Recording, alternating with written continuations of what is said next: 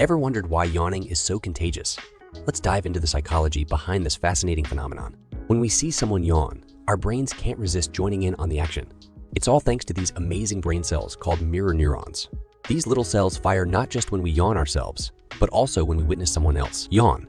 It's like they're whispering, "Hey, let's do that too." But it's not just mimicry. It's deeper than that.